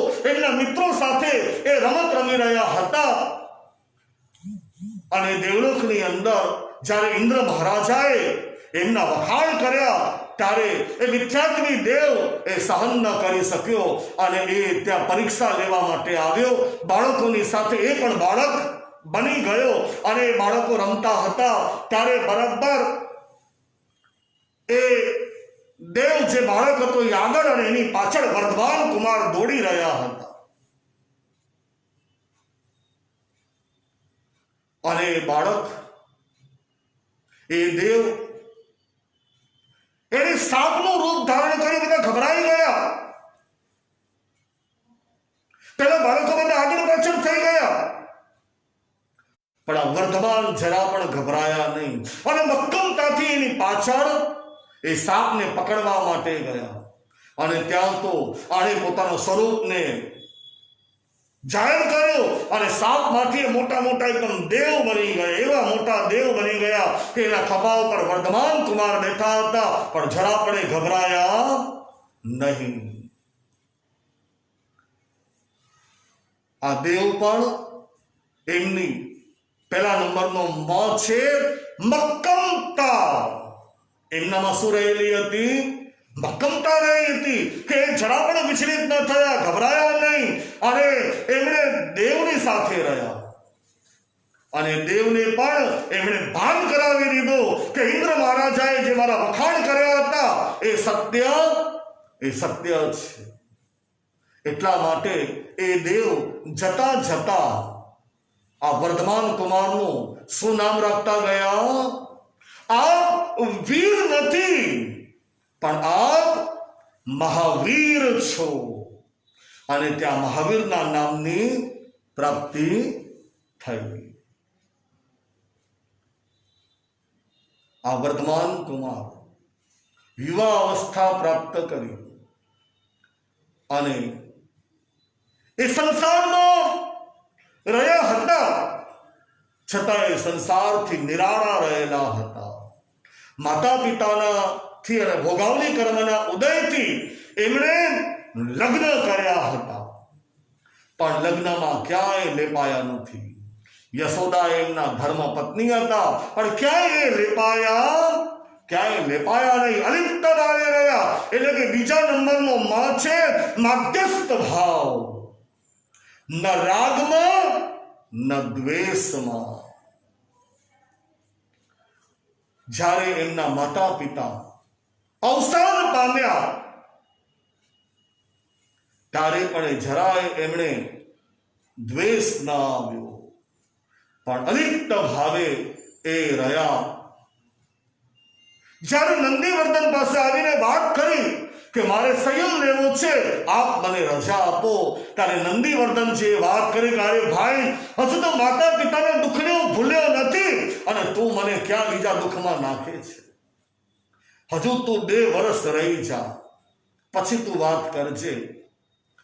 અને એ વર્ધમાન કુમાર એ 2 વર્ષ રહી ગયા, પણ માધ્યસ્થ ભાવે રહ્યા, એ ક્યાંય ફસાયા નહીં. તો એમના બીજા નંબરનો મત છે માધ્યસ્થ ભાવથી રહ્યા, અને એના કારણે એમનો જે ભોગાવી કર્મ રહેલો હતો એ પણ તૂટી ગયો. અને લોકાંતિક દેવોએ આવીને વાત કરી કે હવે તમે ધર્મ પ્રવર્તન કરો. અને એમણે 1 વર્ષ સુધી વર્ષદાન આપ્યું, અને ત્યાર પછી એમણે સંયમ અંગીકાર કર્યો. સંયમ લેતાની સાથે જ એમણે ત્રીજો મનો પ્રારંભ કર્યો, અને ત્રીજો મ છે મૌનતા. ભગવાન કેવા થઈ ગયા? મૌન થઈ ગયા, કોઈની સાથે બોલતા નથી. કોઈ એમને પૂછે તો જવાબ હા કે નામાં આપતા હતા. બસ મૌનપણે એ એમની સાધના કરી રહ્યા હતા.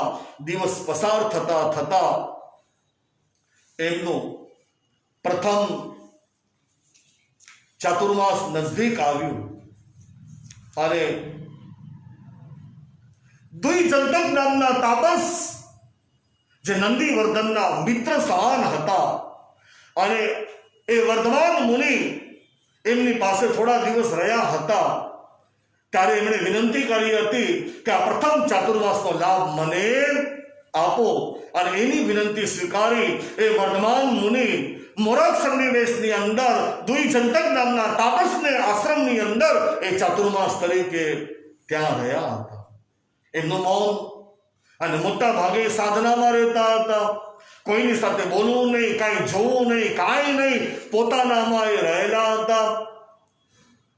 એક વખતની વાત છે, તાપસ એમને કહીને ગયા હતા કે મારા આશ્રમનું ધ્યાન રાખજો, અમે હમણાં થોડી વારમાં આવીએ છીએ. પણ આ તો એમની સાધનામાં હતા, એમને કાંઈ ખબર નહીં. એટલામાં ગાયો આવી અને પેલું ઘાસ ખાવા લાગી.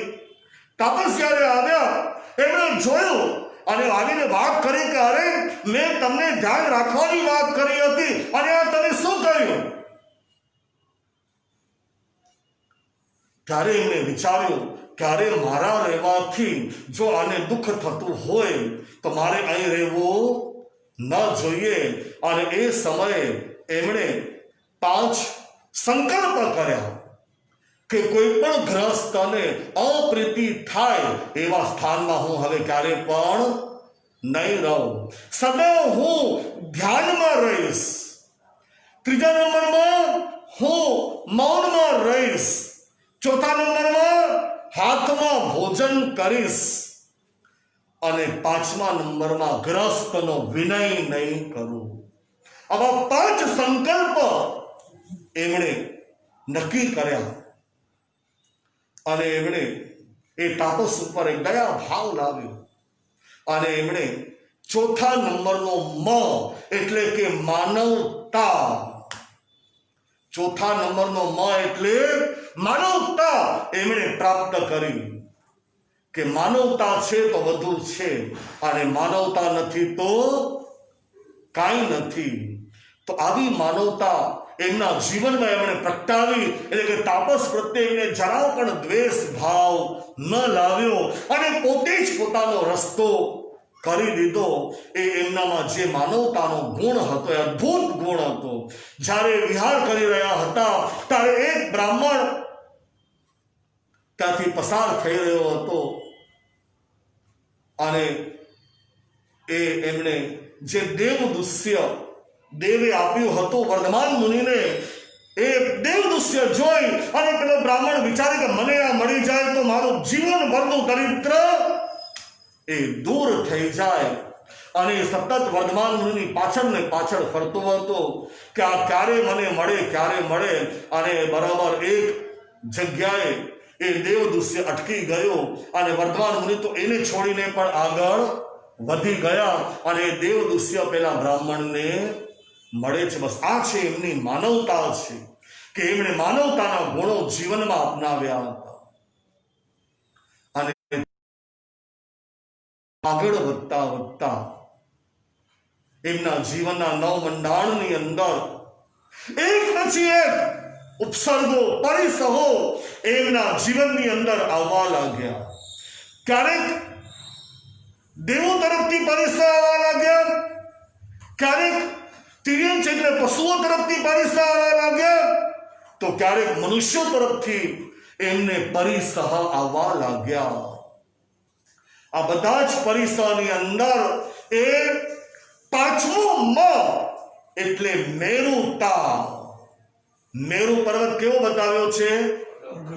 અડોલ, સ્થિર, અચલ, ગમે એટલું થશે ચલાયમાન ક્યારે પણ નહીં થાય. તો બસ આ વર્ધમાન મુનિ પણ આટલા પરિસહો આવ્યા પણ એ ચલાયમાન ન થયા અને મેરુની જેમ એ અડોલ રહ્યા અને ખૂબ સુંદર મજાનો સંદેશ એમણે આપણા જીવનમાં આપ્યો. અને એમની યાત્રા આ નિરંતર આગળ અને આગળ વધી રહી હતી અને બરાબર એવો સુંદર મજાનો ઋજુ વાલિકા નદીના કિનારે એ પધાર્યા છે. એમના ભાવો એ સમય વર્ધમાન થઈ ગયા હતા અને એ ધર્મ ધ્યાનમાંથી શુક્લ ધ્યાનની શ્રેણીઓ એમણે માંડી અને ત્યાં જ ગાતી કર્મનો ક્ષય થયો અને કેવળ જ્ઞાન અને કેવળ દર્શનની પ્રાપ્તિ થઈ. અને ત્યાં દેવો આવ્યા, સંવત્સરણની રચના કરી, પરંતુ પ્રથમ દેશના માત્ર દેવો આવ્યા એટલે એમની પ્રથમ દેશના નિષ્ફળ ગઈ. જ્યારે ખબર પડી ત્યારે મનુષ્યો આવ્યા, ઇન્દ્રભૂતિ આદિ આવ્યા અને ભગવાને એ દેશના આપી. એ દેશનાનો છઠ્ઠો મ એટલે કે મધુરતા. એમની દેશના એવી મધુર રહેલી હતી કે સૌ પોતપોતાની ભાષામાં સમજી જતા, દેવો દેવોની ભાષામાં, મનુષ્ય મનુષ્યની ભાષામાં અને તિર્યંચની ભાષામાં સમજી જતા હતા. આ છઠ્ઠા નંબરનો માં છે મધુરતા. એવી મધુર દેશના કે અંતરાત્માના વૈરાગ્ય જાગૃત થયા અને એક પછી એક આત્માઓ સંયમના માર્ગે આવવા લાગ્યા. જે સંયમ સ્વીકારી શકતા ન હતા એમણે શ્રાવકના 12 વ્રત અંગીકાર કર્યા અને ચતુર્વિધ સંઘની સ્થાપના થઈ. તો આ છે મધુરતા. અને ત્યાર પછી એમની કેવલ યાત્રા ચાલી રહી છે. જ્યાં જ્યાં પધાર્યા, જ્યાં જ્યાં દેશના આપી, બસ ત્યાં એ પોતે આત્મકલ્યાણની સાથે, સ્વ કલ્યાણની સાથે પર કલ્યાણ પણ કરતા ગયા. એક વખતની વાત છે કે પ્રભુ બિરાજમાન થયા હતા ત્યારે એમણે એક આનંદ નામના મુનિને વાત કરી કે તમે બધા જ ગૌતમ આદિ બધા મુનિને જઈને કહો કે ગોસાલક અત્યારે મારી પાસે આવી રહ્યો છે, દમ પછાડા કરશે, બધું જ કરી છૂટશે, ન કરવા જેવા કામ પણ ગોસાલક મારી પાસે કરશે, પણ મને કાંઈ જ થવાનું નથી. કોઈએ પણ એને એક શબ્દ પણ કહેવાનો નથી. કરવાની તો વાત છે જ નહીં, પણ એક શબ્દ પણ કોઈએ બોલવાનો નથી. એટલે તમે સમાચાર આપી દો. આનંદ મુનિ ફરી વળ્યા, સમાચાર આપ્યા ને ત્યાં જ પેલો ગોસાલક ધમ ધમ કરતો ત્યાં આવ્યો અને ગોસાલકે વાત કરી કે મહાવીર તું તીર્થંકર નથી, તીર્થંકર તો હું જ રહેલો છું, હું જ જૈન છું, તું ખોટો છે, હું સાચો છું. આવી રીતે એ બોલવા લાગ્યા. છતાં પણ આ કરુણાના સાગર એવા પરમાત્માએ વાત કરી કે હે ગોસાલક, જે અસત્ય છે એ અસત્ય છે અને જે સત્ય છે તે સત્ય છે. એને વાત સમજાવી પણ આ ગોસાલકને કાંઈ જ અસર ન થઈ, ઉલટાને ઘી હોમવાનું કામ થયું અને ગોસાલકે પરમાત્મા ઉપર તેજોલેસ્યા છોડી. એ તેજોલેસ્યા આવી ખરી પણ પરમાત્માની પાસે રહેલી શીતલેસ્યા એમનું રક્ષણ કરવા આવી ગઈ અને તેજોલેસ્યા એમને પ્રદક્ષિણા કરી અને ફરી પછી ગોસાલકના મોઢામાં ચાલી ગઈ. ત્યારે પેલો ગોસાલક જેમ આવે તેમ વર્તન કરવા લાગ્યો, છતાં પણ જેમના હૃદયમાં વાત્સલ્ય ભાવ, મૈત્રી ભાવ રહેલો હતો એવા પરમાત્માએ વાત કરી કે હે ગોસાલક, હજુ પણ તારી પાસે સમય છે. ત્યારે ગોસાલક ગુસ્સામાં આવીને વાત કરી કે વર્ધમાન, 7મે દિવસે તમારું મૃત્યુ થશે. ત્યારે પણ પરમાત્માએ વાત કરી કે ગોસાલક, 7મે દિવસે મારું મૃત્યુ નથી થવાનું. આ પૃથ્વી તલ ઉપર હજુ હું 16 વર્ષ ગંધ હસ્તી સમાન રહેવાનો છું, પરંતુ 7મે દિવસે તારું મૃત્યુ અવશ્ય છે. મારું નથી પણ તારું મૃત્યુ છે. આ પ્રકારની વાત કરી તો આ 7મા નંબરનો મ છે મહાનતા. આ પરમાત્મામાં કેવી મહાનતા રહેલી હતી કે જેમણે ગોસાલકને જ્ઞાન આપ્યું, સ્થાન આપ્યું અને છતાં એ જ આજે અવળો પડ્યો. પણ પરમાત્માએ એમની મહાનતાને જરા પણ ન છોડી. ચંડ કૌશિક મળ્યો જે એમને ડંખ દેવા માટે આવ્યો, પણ આ પરમાત્માએ એમની મહાનતા ન છોડી. સજ્જન પુરુષ ક્યારે પણ મહાનતાને છોડતા નથી. તો આ પરમાત્માના જીવનમાં આ 7 મ રહેલા છે. પહેલા નંબરમાં મક્કમતા, બીજા નંબરમાં મધ્યસ્થતા, ત્રીજા નંબરમાં મૌનતા, ચોથા નંબરમાં માનવતા, 5મા નંબરમાં મેરુતા, 6થા નંબરમાં મધુરતા અને 7મા નંબરમાં મહાનતા. આ 7 માંથી પરમાત્માનું જીવન રહેલું હતું. આપણે પણ આપણા જીવનની અંદર આ 7 મ માંથી એકાદ પણ અગર મ આવી જશે તો આપણે પણ મહાવીર બની જશું. તો પરમાત્માના જીવનમાં બસ એ જ આપણને મળે છે કે સાધના વિના સિદ્ધિ નથી. કોઈ પણ વસ્તુને પ્રાપ્ત કરવી હોય તો જીવનમાં સાધના જરૂરી છે. બસ આપણે પણ આપણા જીવનમાં સાધના કરીએ તો સિદ્ધિ મળશે. ગુરુ મહારાજ ધબ્બો મારી દે, ગુરુ મહારાજની આંખો મારા ઉપર પડી જાય અને મારું કલ્યાણ થઈ જાય, એ દૂરની વાત છે. પણ એના માટે સાધના કરવી પડે, એટલે કે યોગ્યતા, પાત્રતા પ્રાપ્ત કરવી પડે. કે ગુરુ મહારાજને નજર તો પડી જશે પણ પાત્રતા નહીં હોય તો કલ્યાણ નહીં થાય. તો એના માટે બસ યોગ્યતા, પ્રાપ્તતા જીવનમાં જોશે અને એના માટે સાધના જરૂરી છે. તો આપણે સાધના કરીશું તો આપણને સિદ્ધિ મળશે. આ પરમાત્માનો સંદેશ છે. અહિંસા, અપરિગ્રહ અને અનેકાંતવાદ, બસ એ પરમાત્માનો સુંદર મજાનો સૂત્ર આપણને આપ્યું છે.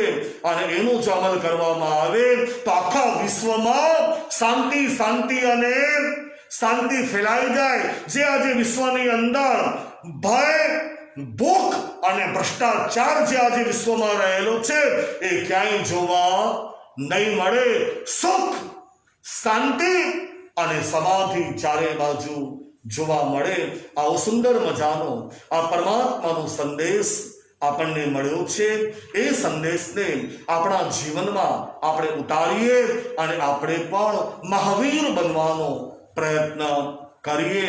તો આજના દિવસે ચારે બાજુ ભગવાન મહાવીરના ગુણગાન કરવામાં આવશે. તો આજે આખો દિવસ આપણે પરમાત્માને યાદ કરીએ, પરમાત્માનું સ્મરણ કરીએ અને મહાવીર બનવાનો પ્રયત્ન કરીએ. એ જ મંગલ પ્રાર્થના. આજે પર્યુષણ મહાપર્વનો 5મો દિવસ આવી ગયો, એટલે કે આપણે 50%થી આગળ, એટલે 60%થી આગળ આપણે આ પર્યુષણના દિવસો પૂર્ણ થવા આવ્યા. હવે આપણી પાસે ફક્ત ને ફક્ત 3 દિવસ હવે આપણી પાસે રહેલા છે. એ 3 દિવસમાં હવે આપણે બરાબર કામે લાગી જવાનું છે. જે તપસ્વી આત્માઓ રહેલા છે, એ તપમાં આગળ વધી રહ્યા છે, એમને ખૂબ ખૂબ અભિનંદન, ધન્યવાદ.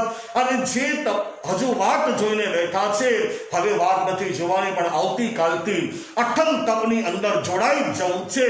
પર્યુષણ મહાપર્વની કમસે કમ એક 8મ તપની આરાધના થાય તો અવશ્ય કરવી જ જોઈએ.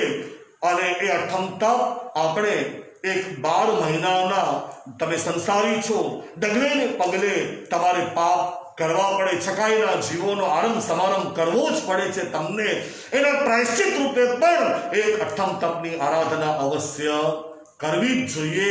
તો ભાઈઓ બહેનો બધા તૈયાર થઈ જજો અને આવતીકાલે 8મ તપની અંદર જોડાવું છે. અને ગમે તે થાય મારે 8મ તપની આરાધના કરવી જ છે, એવો દ્રઢ સંકલ્પ કરી અને બધા આગળ વધજો. એ જ મંગલ પ્રાર્થના. 5મા ઉપવાસના પચખાડ. નમો અર્યંતાણં, નમો સિદ્ધાણં, નમો આયર્યાણં, નમો અજ્જાયણં, નમો લોય સવ સાઉણં, વીર સર્વસુરા સુરેન્દ્ર મહિતો વિરંબુદા સંશ્રિતા, વીરેણાદિયત સ્વકર્મ નિચય વીરાય નિત્યં નમઃ. વીરતીર્થમિદં પ્રવૃત્તમતુલં વીરસ્ય ઘોરં તપો, વીરે શ્રી દુતિ કીર્તિકાંતિ નિચય શ્રી વીરભદ્રં દિશ, શ્રી વીરભદ્રં દિશ. 4 ઉપવાસમાં 5 ઉપવાસના પચકાળ મૂર્તકી 12 સંવત્તમ તેવ્યમ વિયારમ પચકાળ અસડં ખાયનમ સાયમામ અનથળવગણં સાસાગણં સબ્બ સમાયવતિયાગણં અપ્પાણં વો સ્થિરે. 8મના પચકાળ મૂર્તકી 8મ વત્તમ તેવ્યમ વિયારમ પચકાળ અસડં ખાયનમ સાયમામ અનથળવગણં સાસાગણં સબ્બ સમાયવતિયાગણં અપ્પાણં વો સ્થિરે. 6ના પચકાળ 6 વત્તમ તેવ્યમ વિયારમ પચકાળ અસડં ખાયનમ સાયમામ અનથળવગણં સાસાગણં સબ્બ સમાયવતિયાગણં અપ્પાણં વો સ્થિરે. ઉપવાસના પચકાળ ગયો કાળ ભળીને આગામી સુદય સુધી તેવ્યમ વિયારમ પચકાળ અસડં ખાયનમ સાયમામ અનથળવગણં સાસાગણં સબ્બ સમાયવતિયાગણં અપ્પાણં વો સ્થિરે. આઈમિલના પચકાળ આઈમિલ ઉપરાંત તેવ્યમ વિયારમ પચકાળ અસડં ખાયનમ સાયમામ અનથળવગણં સાસાગણં લેવાલેવણં ગિયત સંસટ્ટેણં પડુચ્ચ મુખેણં ગુરપુઠ્ઠાણેણં ઉખેત્તવિગણં સબ્બ સમાયવતિયાગણં અપ્પાણં વો સ્થિરે. એકાસણના પચકાળ એકાસણા ઉપરાંત તેવ્યમ વિયારમ પચકાળ અસડં ખાયનમ સાયમામ અનથળવગણં સાસાગણં સબ્બ સમાયવતિયાગણં અપ્પાણં વો સ્થિરે. 82ના પચકાળ અસડં ખાયનમ અનથળવગણં સાસાગણં સબ્બ સમાયવતિયાગણં અપ્પાણં વો સ્થિરે. સૌના ધાર્યા પ્રમાણે સારા સારા પચખાડ પાડજો અને સાથે સાથે ઓમ શ્રી મહાવીરાય નમઃ એ પદની માળા એના જેટલા મને એટલા જાપ કરવા, ઉપયોગ સે પાલન કરવું. તસ્વંતે પડિકમે નિંદે કરીએ અપાણં વો સ્થિરે.